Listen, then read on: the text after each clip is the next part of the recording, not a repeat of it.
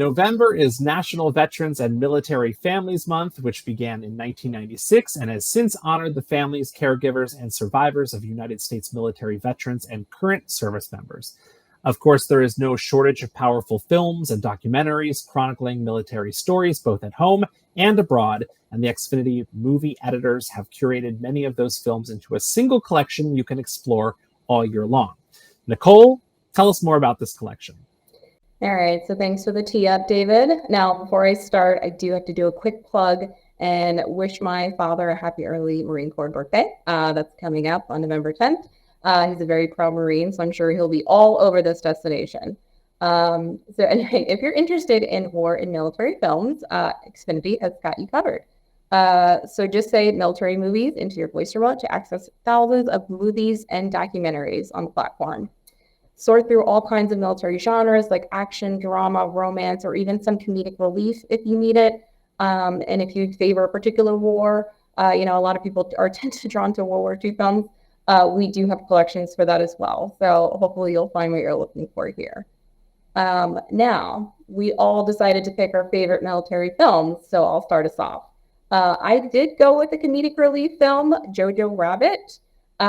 This Oscar-winning movie was directed by Taika Waititi, America's sweetheart. It also stars Scarlett Johansson, Sam Rockwell, Stephen Merchant, and Taika playing Hitler himself.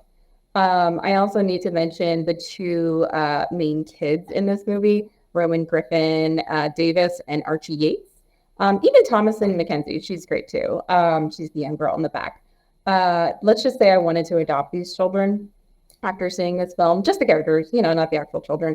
Both are so talented at such a young age. They certainly make the film.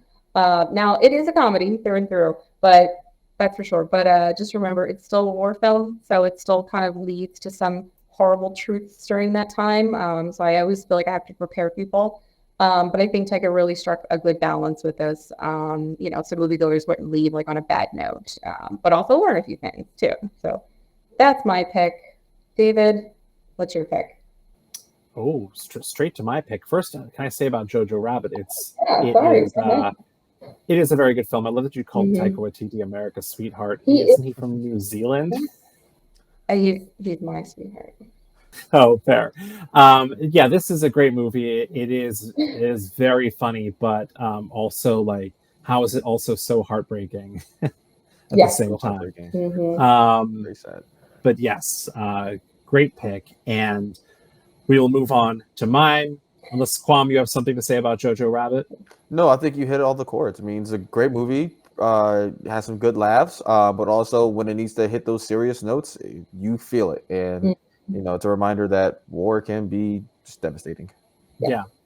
And to that point, the most profound and compelling documentary created on any subject, in my opinion, is filmmaker Ken Burns' 7-part docuseries, The War, which chronicles the events of World War II through the personal stories of men and women in 4 American towns: Waterbury, Connecticut, Mobile, Alabama, Sacramento, California, and Laverne, Minnesota. The documentary took 6 years to make and features narration by actor Keith David, as well as vocal contributions from actors Adam Arkin, Tom Hanks, Samuel L. Jackson, Josh Lucas, Bobby Cannavale, and Eli Wallach. The docuseries originally ran on PBS in September 2007 and is a stunning 14 hours long in total. But this masterpiece of storytelling is absolutely worth every minute you invest in it. I recently started rewatching the series, all 14 hours, after visiting the National World War II Museum in New Orleans, which is also incredible if you ever get the opportunity to visit. And it is heartbreaking and triumphant and terrifying and still very much a cautionary tale relevant for modern times. If you are someone who watched and enjoyed the Christopher Nolan film Oppenheimer over the summer, I think you would find this docuseries to be a poignant companion piece that is only 11 hours longer than Oppenheimer. It's currently only available to own, but again, it's well worth adding to your digital library. Back in 2007, I bought the whole DVD box set because it was like, I have to have this forever so I can go back and watch it. And here I am all these years later rewatching it. So Can't say enough good things about this. Have either of you ever seen this?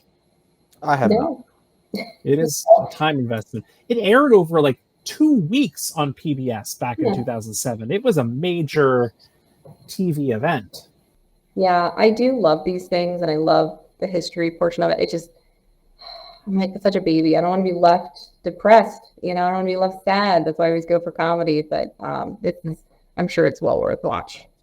Yeah, I mean, if you obviously it's as depressing as any documentary is on, like absolutely Yeah.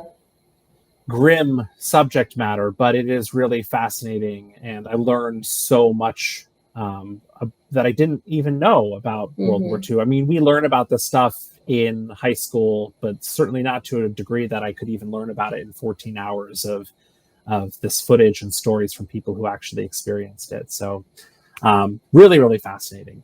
Quam, what is the war movie that really sticks out to you? Thanks, David. The war movie that really just always just has a place in my heart is Saving Private Ryan, which I'm sure many of you out there have seen, but if you haven't, it's set during the World War II war. It follows a group of soldiers led by Captain John Miller, played by the brilliant Tom Hanks, and their mission is to locate and bring home Private Ryan, James Francis Ryan to be exact, playing by Matt Damon, whose brothers were killed in action. And for me, what really sets this movie apart compared to other military films, especially contemporary films, is the level of respect that Steven Spielberg has for the horrors of war.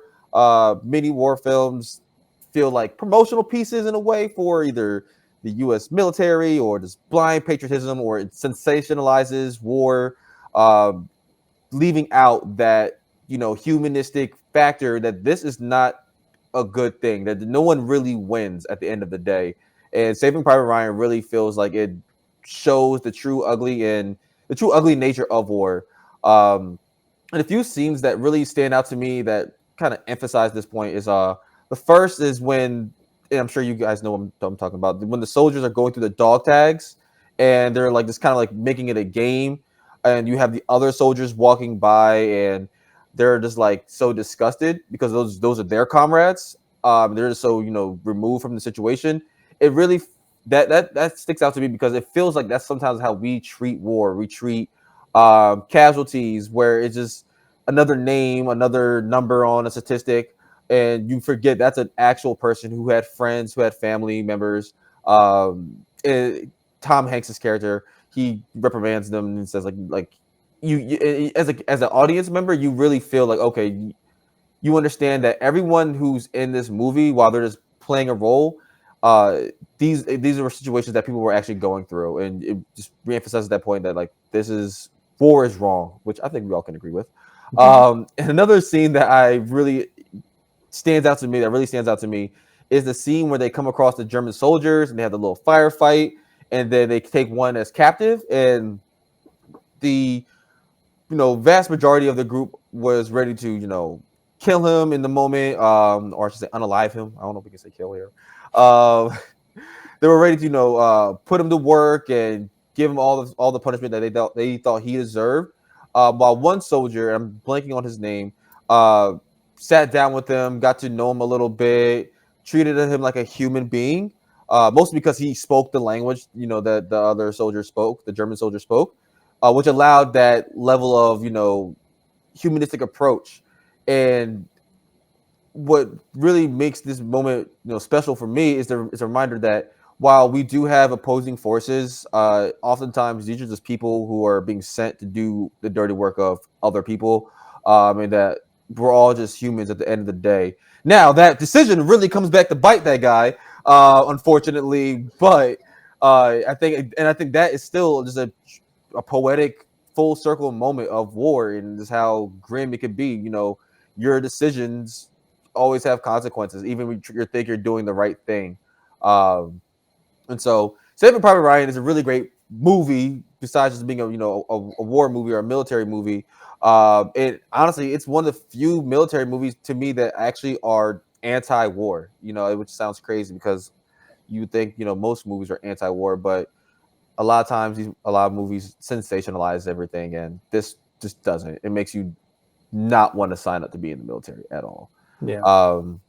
Thoughts, Nicole? I'll toss it to you first. Yeah, no, well said. I mean, it's more than a war film. It's like human interest film, you know, how we interact, how we deal with grief. And you're right, that part with the dog tags was a big part of it because, you know, they're trying to distance themselves because if you feel too much, then, you know, you can't do what you got to do. You can't be a soldier. So it was really interesting how they handled it. They were all so great. And, you know, like you said, it really teaches you a lot about humans and how you try to be personable to people, but it doesn't always work out. So it's definitely one of the best, I'd say, out there. Yeah, I think maybe the greatest war movie ever made. And I think Tom Hanks is definitely someone, as we've seen in other projects, that he's done. And I think as far as I can remember in his like personal life, has done a lot of work with you know, veterans groups and that sort of stuff to raise awareness and money. And you know, I think he and Steven Spielberg both have a lot of respect for that subject matter, and this is just the result of that. I can't think of a better, at least contemporary, war movie. Yeah. But there are many. There are many good ones out there. And Nicole, what is the voice command to get to that? Military movies. You Military can see everything. Yeah. You can also find the movies we just talked about, as well as many other TV shows and everything else we've mentioned today, just by saying what to watch into your voice remote.